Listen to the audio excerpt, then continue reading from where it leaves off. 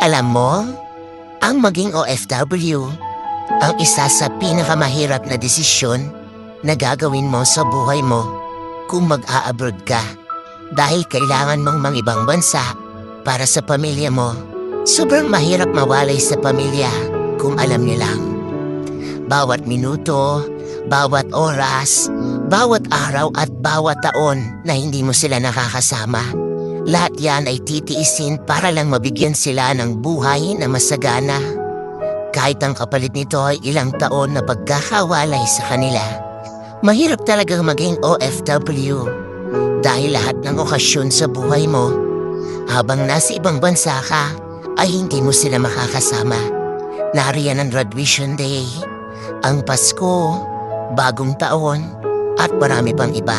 Mag-isa mo itong haharapin. Oo, mag-isa, homesick, ang isa sa pinakamalakas na kalaban.